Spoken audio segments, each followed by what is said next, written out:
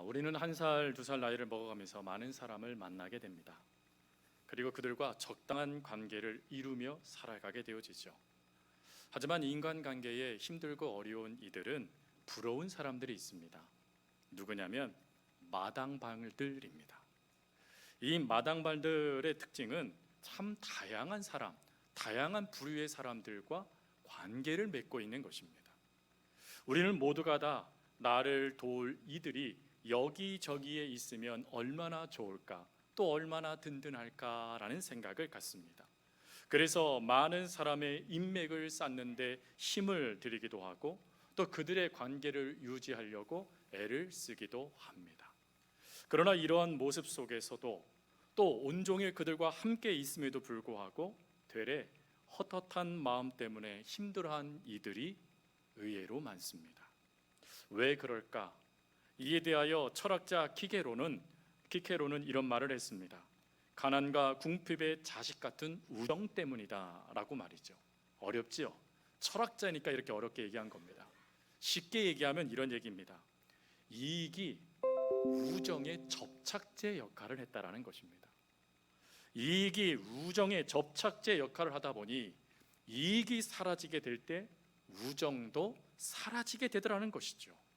즉 도움 얻기 위해 많은 인맥을 쌓았는데 오히려 그 결과가 신기루처럼 바뀌어버리고 말았다라는 것입니다. 그러니 나도 남도 진정한 우정을 나누지 못한 채 헛헛해하며 마치 혼자 살아가는 것처럼 느끼는 성도들이 많은 것입니다. 과거에는 이웃사촌이라는 말을 참 다양하게 그리고 기쁘게 사용했습니다. 이웃사촌이라는 것은 멀리 떨어져 있는 가족보다 지금 내 가까이에 있는 이웃이 훨씬 낫다라는 말이죠. 그러나 지금은 어떻습니까? 요즘은 오랜 시간 이웃으로 한 동네에 살던 사람들도 그리고 수십 년간 교제했던 친구와 동료들도 그리고 하다못해 살을 맞대며 살아가는 가족들조차도 마음을 나누지 못하는 시대가 되고 말았습니다. 더군다나 누군가에게 내 말을 하게 되어졌을 때 그 말을 하기 전 신신당부를 할 정도로 어느 누구도 제대로 믿지 못하는 그런 시대가 오늘 우리가 살아가는 이 시대라는 것이죠. 그러니 마음을 나누지 못하는 이 아픔에 점점점 암울해지고 있는 것이 현재 우리가 살고 있는 대한민국의 현실이기도 합니다. 그러나 오늘 본문은 이러한 시대를 살아가고 있는 오늘 우리에게 아름다운 이웃 사촌들의 이야기, 그리고 마음을 나눌 정도가 아니라 누군가에게 힘이 되어준 사람들, 복이 되어준 사람들의 이야기가 기록되어져 있습니다. 오늘 본문의 지역은 데가볼리입니다. 데가볼리 이 지역에서 주님은 청각 그리고 언어 장애를 갖고 있는 장애 우를 치유하는 말씀이 본문의 말씀이죠. 오늘 이 말씀의 주인공인 이 장애 우는 그가 믿음이 있어서 주님께 고침을 받은 것이 아니었습니다. 그에게 믿음이 있었는지 없었는지에 대해서는 알 수 없습니다. 그러나 그가 예수님을 만나게 된 것은 그 스스로의 선택이 아니라 그를 복된 인생이 되도록 이끌어준 이들의 역사로 말미암아 그가 주님을 만나게 됐고 그리고 치유를 받아 하나님을 찬양하는 위대한 사역자가 되어진 것이죠. 즉 이 사람이 혼자서 복을 받은 게 아니라 통로가 되어진 이웃이 있었기 때문에 그가 예수님의 치유, 예수님의 은혜, 예수님을 만난 증거자가 되어진 것입니다. 오늘 이 놀라운 역사, 그 역사를 이루는 출발점이 되어준 힘이 되어준 이웃, 누군가에게 복의 통로가 되어진 이웃이 하나님은 우리라고 말씀하십니다. 로마서 15장 2절 말씀에 우리 각 사람이 이웃을 기쁘게 하되 선을 이루고 덕을 세우도록 할지니라. 기쁘게 선을 행하는 것, 그거 하나님께서 우리들에게 원하시는 마음이라는 것입니다.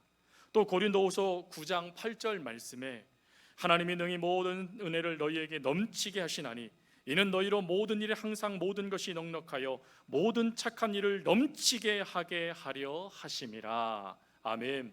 여러분 말씀하세요. 왜 하나님 우리에게 능력을 주신다고요?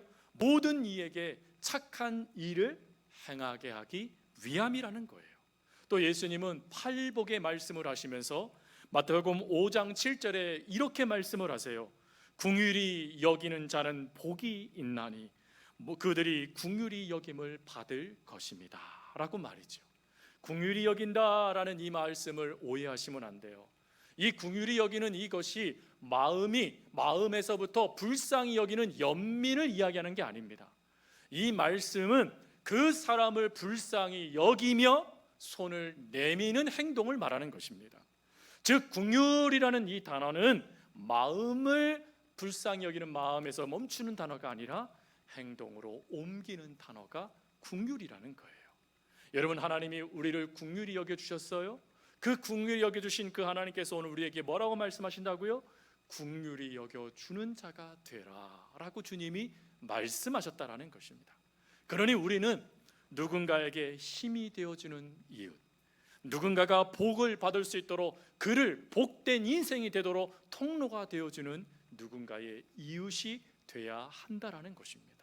그러면 성도 여러분, 어떻게 하면 누군가에게 힘이 되어주고 누군가가 하나님을 만나는 복의 통로가 될 수 있을까요?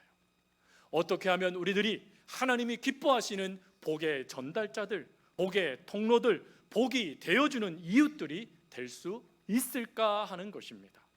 이에 대하여 성경은 두 가지를 우리에게 요청을 하십니다. 그 첫 번째는 믿음의 대상을 혼돈하지 마라 라는 것입니다. 오늘 본문의 말씀 앞에는 두로에서 한 놀라운 사건이 기록되어져 있습니다. 예수님은 수많은 치유 사역을 하신 다음에 지치셨어요. 그래서 이제 조금 쉬고 싶으셔서 피정을 떠난 곳이 두로라는 지역이었습니다. 그곳에서 주님은 좀 육신과 그리고 영혼, 그 마음을 좀 달래시면서 회복의 시간을 갖기를 원하셨다라는 것입니다. 그런데 문제는 예수님이 그곳에 오셨다는 소식이 삽시간에 두루 지역에 퍼지게 되어져 그 두루 지역에 살고 있던 수많은 병자들이 예수님께로 달려오기 시작했다라는 것입니다. 그래서 예수님은 조금 더 쉬시지 못하시고 그들을 치유하기 시작하셨습니다. 근데 그 치유하는 그 놀라운 역사에 충격적인 사건이 발생되어집니다. 그 충격적인 사건은 귀신 들린 딸을 둔 어머니가 요청하는 그 간청에 우리 주님이 보인 반응이었어요. 그 딸을, 귀신 들린 딸을 인하여서 심각한 아픔을 겪고 있었던 어머니는 그 딸의 병을 고치기 위해서 예수님께 내 딸을 좀 고쳐달라고 간청을 합니다. 그런데 놀라운 것은 주님이요, 당황하리만큼 갑작스럽게 침묵하셨다라는 것입니다. 그 여인을 향하여 안타까워하시기도 않고 눈물을 짓지도 않고 불쌍히 여기시지도 않고 침묵하셨다라는 것입니다. 이 침묵하다라는 단어를 봤더니 철저히 외면하다라는 뜻입니다. 지금 이 여인에게 있어서 주님은 자신의 삶의 유일한 희망입니다. 주님을 놓치면 언제 또 주님을 만날지 없을 그 기약을 언제 만날 수 있을지 알지 못하는 그 아픔의 현실 가운데 있었던 여인이 이 여인이에요. 주님께서 그 딸을 고쳐주지 않으면 희망이 없는 것입니다. 그런데 이 여인의 마음을 주님이 알아주시지도 않고 오히려 매몰차게 외면하시더라는 것입니다. 여러분, 이 모습을 이해하실 수 있으시겠습니까? 주님은 가난한 자들, 궁핍한 자들, 병든 자들을 위해서 이 땅에 오셨다고 말씀하셨어요. 그런데 그 주님이 왜 지금 주님밖에 희망이 없는 이 여인을 이렇게 무애정하리만큼 외면하신 것입니까? 사실 이 외면의 고통 때문에 힘들어하는 성도들이 얼마나 많습니까? 하나님 앞에 끊임없이 간구하고 기도하지만 하나님이 나를 외면하신 듯한 그 아픔 때문에 힘들어하는 성도들이 얼마나 많습니까? 그렇다면 왜 주님은 외면하셨을까? 이 답을 찾아야 되죠. 이 답을 찾기도 전에 주님은 더 충격적인 말로 이 여인을 몰아세웁니다. 주님은 여인을 향해 이렇게 말합니다. 자녀로 먼저 배부르게 먹게 할지니 자녀의 떡을 개들에게 주는 것이 마땅치 않다라고 말씀을 하세요. 여기서 이 자녀는 이스라엘을 말하는 거고, 떡은 하나님께서 이스라엘에게 허락하신 국률의 은혜를 말하는 것입니다. 그럼 개는요, 이스라엘을 제외한 모든 이방인을 뜻하는 상징어였습니다. 근데 이 말씀을 하실 때 예수님이 지금 어디에 있었냐면 두로라는 이방인 땅에 계셨어요. 그리고 두로는 이스라엘과 원수지간이었습니다. 그러니 이스라엘 백성들을 이 두로 지방에 사는 사람들은 철저하게 무시하거나 때로는 모욕하고 폭력을 행사했습니다. 원수지간이에요. 그 지역에서 주님이 그들을 향하여 말씀하신 거예요. 개라고 말이죠. 언어 폭력을 일으키신 겁니다. 주님이요. 아니, 사랑의 주님이 어떻게 이렇게 언어 폭력을 이 여인에게, 그리고 그 지역에 있는 사람들에게 말을 하실 수 있으시겠습니까? 도무지 이해되지 않는 말씀이에요. 왜 주님은 이렇게 말씀하셨죠? 왜 주님은 이렇게 침묵하시고, 왜 주님은 이렇게 개라고 말씀하시며 언어 폭력을 이 여인에게 행하고 계시는 것입니까? 여기에는 주님이 원하시는 뜻이 있습니다. 그것은 바로 여인과 그 지역에 있는 두로 지방의 사람들의 믿음을 세우기 위함이셨어요. 마태복음 58장 말씀에 가보면 예수님은 이 여인을 향하여 이렇게 말합니다. 이에 예수께서 대답하여 이르시되 여자여 내 믿음이 크도다. 내 소원대로 되리라 하시니 그때로부터 그의 딸이 나으니라. 주님은 이 여인의 무엇을 보시고 고치시냐면 믿음을 보시고 고치십니다. 즉 주님의 관심사는 이 여인의 딸을 고치느냐 고치지 못하느냐 하는 응답에 있는 것이 아니라 이 여인이 예수님을 누구로 받아들이느냐, 이것에 모든 관점이 있었다라는 것입니다. 그러면 왜 이 믿음, 주님을 온전히 바라보는 이것, 주님만 바라보는 이것이 왜 중요합니까? 이걸 알 수 있는 말씀이요, 마태복음 12장 44절에 나와요.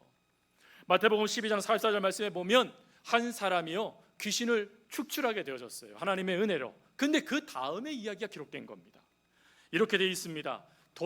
귀신이 다시 돌아왔어요.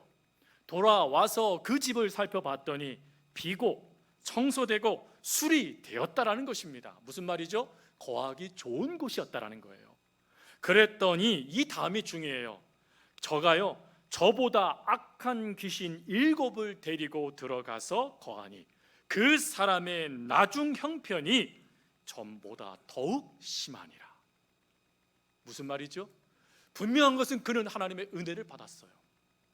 그래서 귀신이 축출됐습니다. 근데 문제는 거기서 멈췄다는 거예요. 그 빈 공간에 예수님이 계시지 않고 그 공간을 그대로 방치해 버리니까 오히려 이전보다 더 심해지는 역사가 그에게 주어지더라는 것입니다. 주님은 이 역사가 그들에게 나타나기를 원치 않으셨어요. 이 여인에게도 나타나기를 원치 않으셨습니다. 하나님의 응답을 받아도 예수님이 그들과 함께하지 아니하시면 더 악하여지는 역사들이 그들 가운데 나타날 거라는 것을 하나님은 아셨기에 분명한 믿음 세우기, 분명한 믿음의 대상을 세우는 역사를 주님은 일으키신 것입니다. 그래서 이 여인에게 모질게 언어폭력이라 할 정도의 말씀을 쏟아놓으신 거예요. 근데 여러분, 그 쏟아놓는 이 역사에 이 여인이요 믿음 시험을 통과해내요. 그리고는 내 믿음대로 될지어다 라는 주님의 역사를 경험하게 됩니다. 어떻게 해요? 분명한 것은 이 여인이 받았던 이 충격은 사실 모욕적인 거예요. 그리고 이것은 이 여인을 충분히요 상처받게 할 수 있는 말이었어요. 근데 이 여인은 내가 상처받았다고, 내 자존심이 상했다라고 말하며 어떻게 주님이 나에게 이러실 수 있으세요? 라고 하며 주님을 원망하며 떠나지 않았습니다. 오히려 이 여인은 이렇게 말합니다. 주여 옳습니다마는. 무슨 말이죠? 옳다라는 거예요. 그럼 이 여인이 주님의 의도를 간파해냈다라는 뜻을 말하는 겁니다. 즉 주님이 자신에게 그렇게 모질게 언어 폭력을 하고 외면하면서 자신을 무시했던 그 역사에 왜 주님이 그러셨는가에 대한 분명한 뜻을 깨달았다는 거예요. 깨닫고 나니까 그는 말하는 거예요. 주님, 정확하게 보셨습니다. 저는 하나님의 은혜를 받을 자격이었습니다. 그리고 저는 착각했습니다. 제 딸이 고침만 받으면 모든 문제가 해결될 줄 알았습니다. 그런데 주님이 저희와 함께 계시지 아니하면 이 모든 것이 소용없음을 제가 이제야 알았습니다. 그리고 주님, 제가 주님께 나올 때 주님 없는 문제 해결에만 집중하였습니다. 그러다 보니 정작 주님을 제가 놓쳤네요 라는 것을 고백하는 거예요. 자신에게 가장 중요한 것은 주님이신데 문제 해결에만 집중하다 보니 정작 그 다음의 인생을 자신이 놓치고 있었다라는 것입니다. 그러면서 이 여인이 뭐라고 말합니까? 비록 이러한 연약한 믿음일지라도 주님 저를 불쌍히 여겨주세요 라고 이야기한 게 바로 부스러기의 은혜를 구하는 모습입니다. 성도 여러분, 신앙 복잡하지 않아요. 신앙생활 그렇게 어렵지 않습니다. 신앙생활의 핵심은 믿음의 대상을 끊임없이 바라보며 나아가는 거예요. 그래서 로이드 존스 목사님은 이런 말을 했어요. 믿음이란 나침반과 같다. 여러분, 나침반은 끊임없이 정북쪽 방향을 가리킵니다. 예, 믿음은 끊임없이 하나님을 바라보도록 만드는 도구라는 거예요. 왜 하나님을 발견해야 되고 왜 하나님을 온전히 의지해야 됩니까? 그 하나님이 없으면 지금 내가 받은 응답이 오히려 더 악하여졌다, 더 심하여졌더라라는 역사가 우리에게도 나타날 수 있기 때문에 그렇습니다. 그래서 우리들도 기도에 응답을 받는 것도 중요하지만 그 응답을 일으키시는 믿음의 주 예수 그리스도를 온전히 바라보는 믿음이 더 중요한 것이에요. 그래서 히브리 기자는 믿음장을 쓰면서 뭐라고 결론을 짓습니까? 히브리서 12장 2절 말씀, 믿음의 주여 온전케 하신 이인 예수를 바라보자. 바라보다라는 이것은 뚫어지도록 쳐다보다라는 뜻이에요. 집중하라는 거예요. 왜 그래야 됩니까? 주님을 놓치면 모든 것이 끝난 거기 때문에 그렇습니다. 성도 여러분, 분명한 것은 우리의 삶에 주님이 역사하셔야 오늘이든 내일이든 그리고 과거든 하나님의 은혜 안에 우리가 살아갈 수 있습니다. 그러나 하나님을 놓치면 과거에 내가 만난 하나님을 추억하며 그 불편한 신앙생활을 우리가 행한다라는 것입니다. 그래서 시편 기자는 우리에게 분명히 말을 해요. 시편 62편 1절 2절 말씀, 나의 영혼이 잠잠히 하나님만 바라며 나의 구원이 그에게서 나오는 도다. 오직 그만이 나의 반석이시요 나의 구원이시요 나의 요새이시니 내가 크게 흔들리지 아니하리로다. 성도 여러분, 나침반을 갖고 막 흔들다가 딱 놓으면 어디 가르치죠? 북쪽 가르치잖아요. 흔들리더라도 우리의 시선은 항상 예수 그리스도에만 한다라는 것이에요. 그럴 때 거기에서부터 예수님을 온전히 바라보는 믿음에서부터 우리는 누군가에게 복이 되어주는 이웃이 되는 삶이 시작된다라는 것입니다. 그러니 성도 여러분 기억하세요. 믿음의 대상은 결과가 아니에요. 그 결과를 허락하시는 예수님이에요. 그리고 예수님 없는 응답은 응답이 아닙니다.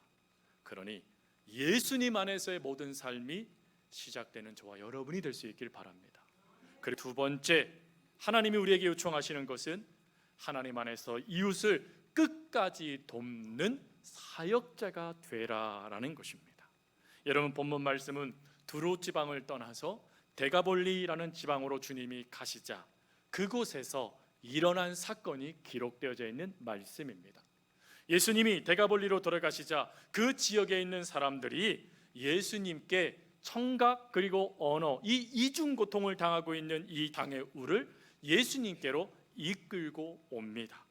사실 이 장애인이 예수님에 대해서 알고 믿고 믿을 수 있을까요? 사실 믿음에 대해서 성경은 이런 말씀을 해요. 믿음은 들음에서 나며 들음은 하나님의 말씀으로 말미암는다. 즉 하나님의 말씀을 들어야 믿음이 자라난다는 것입니다.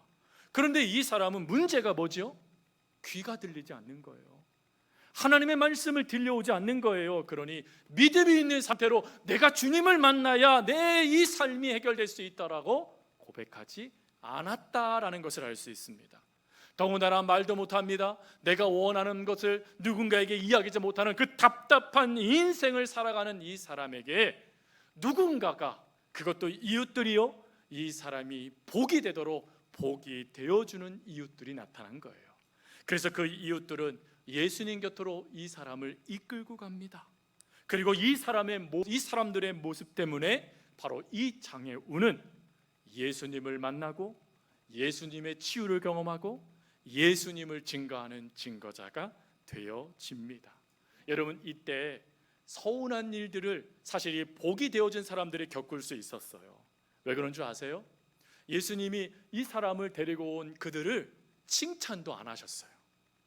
심지어요, 그들 앞에서 이 사람을 고치시지도 않으셨어요. 따로 데리고 가셔서 1대1로 그를 치유하셨어요. 그리고 그 사람을 또 이끌고 오셨으면서 오실 때 야, 이들 때문에 네가 복 받았어 하면서 그들을 세워주시지도 않으셨어요. 즉 주님은 철저하리만큼 그들이 아닌 그들이 데리고 온 사람에게만 집중하셨다라는 거예요. 그러니 여러분, 만약에 여러분들이 그 데리고 온 복이 되어준 이웃이라면 서운하겠습니까? 서운하지 않으시겠습니까? 여러분들이 열심히 전도해서 저에게 교회로 이끌어 주셨는데 제가 여러분들의 칭찬은커녕 그분들에게만 관심을 두고 그분들만 막 세워주면 여러분 어떠겠어요? 역시 우리 목사님은 달라 이러시겠습니까? 다르지요. 나한테는 관심도 안 두고 나는 칭찬도 안 하고 이런 마음이 들 수 있지 않겠습니까? 그런데 이 사람들은 그러지 않았다라는 거예요. 왜요? 믿음의 대상에 대하여 분명한 믿음이 있었기 때문에 그래요. 하나님 안에서 믿음을 바르게 세우니 복이 되어준 그 자체만으로도 기뻐했다라는 거예요. 여러분, 이게 믿음이에요. 믿음. 비록 하나님이 인정해 주지 않아도 저 영혼이 하나님 만났으니 하나님 그것으로 됐어요 라고 하며 그 만남 자체에 기뻐해 주는 거, 바로 이 사람들이 보여주고 있는 믿음의 모습인 거예요. 근데 여러분, 이 모습에 우리 주님은 관심도 갖지 않고 이 사람을 고치시는데 어떻게 고치시죠? 처음에는 그 귀에 손을 대세요. 무슨 말입니까? 내가 너의 청각을 고쳐줄 거야. 그리고 침을 뱉으셔서 손에 묻으신 다음에 어찌하시죠? 혀를 붙잡으세요. 아우, 어떻게 더럽게 그러실 수 있어. 거기에 또 집중하시면 안 돼요. 이건 뭘 의미하는 것입니까? 내가 너에게 집중할 거야, 내가 너를 고칠 거야 라는 것을 상징하는 거예요. 상징. 그리고 거기서 멈추지 않아요. 주님은 이 사람이 놓치지 말아야 될 일을 보여주십니다. 그게 누굴까요? 하나님이십니다. 그래서 그 행위를 한 다음에 하늘을 우러러보시며 기도하세요. 그리고 난 다음에 에바다라고 외치자 이 사람이 들리고 말을 하기 시작한 거예요. 뭘 의미하는 것입니까? 하나님이 고치신다는 거예요. 하나님이 하신다는 것입니다. 그러니 그 말씀은 너 하나님을 놓치지 마라 라는 것을 보여주는 것입니다. 여러분, 하나님의 그 은혜를 받으니 예수님을 통해서 이 놀라운 치유를 경험하게 되어지니 이 사람은 기뻐하며 예수님을 증거하는 증거자가 되어져요. 근데 증거자가 되어지는 그때 제가 주목한 게 뭔 줄 아십니까? 이 사람 혼자서 복음을 전하지 않더라는 거예요. 이 장애우가 고침받아 하나님이 하셨습니다 라고 하며 하나님을 드러내는 그 자리에 서운할 법한 그 사람들, 하나님이 어떻게 우리에게 이렇게 대우하셔 할 법한 그 사람들이 오히려 같이 기뻐하며 주의 복음을 증거하는 자들이 되더라는 거예요. 뭘 의미하는 것이지요? 그들은 끝까지 그와 함께하는 동역자가 되어 주었다라는 것입니다. 성도 여러분, 이 모습을 주목해봤던 마틴 로악 교수님은 그분이 쓰신 책 중 초협력자라는 책에서 이런 말을 했어요. 혼자 살 나갈 수 있는 사람은 없습니다. 즉 훌륭한 위인은 곁에는 항상 훌륭한 조력자가 있는 법입니다. 바로 훌륭한 조력자, 동역자들의 협력으로 장애우는 정상인이 되었고, 그가 믿음을 갖고 복음을 조금 전도자로 살아갈 때 함께하는 협력자들의 노력으로 말미암아 그는 하나님을 증거하는 증거자가 되었습니다. 함께하는 자들의 은혜. 여러분, 이 은혜는 성경에 사도 바울에게도 보여지는 은혜이죠. 사도 바울은 예수님을 믿는 사람들을 극심하게 핍박했던 자였습니다. 얼마나 그 핍박이 심하였던지 후에 그가 예수님을 만나요. 그리고 예수님을 통하여 구원받아 이방인의 사도로 부름을 받아 예루살렘으로 가게 되어졌습니다. 근데 그 예루살렘에서 내가 하나님의 자녀가 됐습니다 라는 그 역사를 아무도 믿어주지 않는 거예요. 왜요? 사도 바울 때문에 죽임당한 이웃이 있고 가족이 있고 친구가 있고 이웃이 사람이 내 옆에 동역자들이 있었던 사람들이 있는데 어찌 믿을 수 있겠습니까? 믿을 수 없는 거예요. 그러니 그 믿을 수 없는 그 모습에 누가 등장하냐면 바나바가 등장합니다. 성경은 이 바나바를 이렇게 말하죠. 저가 성령에 충만하고 하나님과 사람들에게 칭찬받는 자였더라. 즉 하나님이 인정하시는 자가 나타나 그들 앞에서 사울을 증거하는 증거자가 되어 주었다라는 것입니다. 근데 그럼에도 불구하고 도무지 믿지 아니하니까 사울이 실망해요. 실망하니까 어찌하냐면 예루살렘을 떠나 자기의 고향인 다소로 떠나게 되어집니다. 그러면 이때 여러분 바나바가 아유 내가 할 수 있는 만큼 했어, 나는 더 이상 할 수 없어 라고 말했습니까? 아니요. 그는 그 다소까지 찾아갑니다. 그리고 그를 세워서요 안디옥의 위대한 사역자가 되도록 만들어버려요. 거기서 끝났습니까? 아니에요. 그는 그렇게 하지 않아도 될 일을 행합니다. 바로 사도 바울이 복음을 전하는 그 사역에 동참하는 거예요. 거기까지 가지 않아도 돼요. 그 일 그가 행하지 않아도 돼요. 그런데 그를 세우기 위해서, 그의 협력자가 되기 위해서 그는 포기함 없이 사도 바울의 초협력자가 되어 주었다라는 것입니다. 그 결과 이방인의 위대한 사도 바울이 세워진 것입니다. 그러니 여러분, 사도 바울은 바나바의 협력 없이 세워진 게 아닙니다. 바나바의 협력으로 말미암아 세워진 하나님의 사람이 된 거예요. 그럼 우리는 어찌해야 될까요? 여러분 곁에 있는 성도들은 어찌해야 되겠습니까? 바로 우리들도 그들의 협력자가 돼야 하지 않겠습니까? 우리 옆에 분에게 이렇게 한번 이야기해 보겠습니다. 끝까지 함께하는 바나바가 되겠습니다. 네, 좀 못 믿어 하시는 분들도 계시는 것 같은데, 끝까지 함께한다는 거 쉽지 않습니다. 왜 그러냐면 끝까지 함께하려면 그 사람의 모습이 모나던, 그 사람의 모습이 좋던 그 모든 것들을 내가 끌어안아야 돼요. 끌어안지 않고는 그 역사가 이루어지지 않는 것입니다. 이번 주에 영적으로 하나님이 좀 부담스럽게 하셨어요. 그래서 그 부담스러운 마음을 좀 누그러뜨리려고 다양한 방법을 선택을 했는데 해결이 되지 않는 거예요. 그래서 해결이 되지 않아서 하나님 말씀 들어야지 하고 말씀 라디오를 키면 하나님이 한 단어만 주시는 거예요. 행해라. 그 다음 주, 그 다음 날 또 말씀을 듣는데 하나님의 말씀대로 하십시오 라는 말씀을 또 주시는 거예요. 아니 앞뒤 내용 다 어디 가고 왜 이 말씀만 나에게 주시지? 세 번째 날에도 하나님이 또 그러시는 거예요. 네 번째 날에도 다섯 번째 날에도 하나님이 똑같이 말씀하시는 거예요. 반드시 행해야 된다. 이게 하나님의 뜻이다. 그래서 제가 그게 항복했어요. 하나님 항복합니다. 제가 하나님 뜻대로 할게요. 근데 하나님 전 두렵습니다. 저도 사람인지라 이 감정 어떻게 반응이 될지 모르겠습니다. 근데 하나님의 뜻대로 순종하니 하나님이 도와주세요. 그리고 기도를 했어요. 바로 할 수도 있었는데 두려우니까 그냥 반나절을 계속 기도했어요. 그리고는 그 다음에 기도하기 시작하면서 또 하나님이 하라는 말씀에 순종했습니다. 순종한 그 결과에 좋은 일은 일어나지 않았어요. 그러나 감사했습니다. 왜 그런 줄 아십니까? 제가 하나님 말씀에 순종하더라고요. 힘들더라도 그 일을 하더라고요. 그래서 그때 제가 기뻤고 감사했습니다. 그리고는 깨달음이 하나 찾아왔어요. 하나님의 말씀의 순종도 결론은 내 것이 내려놔져야 가능하구나. 하나님의 말씀 안에 내가 하나님 말씀이 내 안에 채워지고 그 역사가 나를 이끌지 아니하시면 나도 하나님 앞에 항변만 하는 그러한 자밖에 되지 못하는구나 하는 것이 깨달아졌어요. 성도 여러분, 하나님의 말씀대로 누구에게 협력자가 된다는 거 어렵습니다. 쉽지 않아요. 그럼에도 불구하고 그렇게 가능한 이유가 무엇입니까? 믿음의 주요 온전케 해 주시는 예수님 때문입니다. 그러니 그 예수님 안에서 여러분 누군가의 협력자가 되어 주십시오. 마음이 정말 안 들어요, 목사님. 그래도요, 그 손을 놓치지 마세요. 그 손을 놓치지 않고 움직일 때 그가요, 하나님의 위대한 이방인의 사도가 되어진 사도 바울이 될 수 있습니다.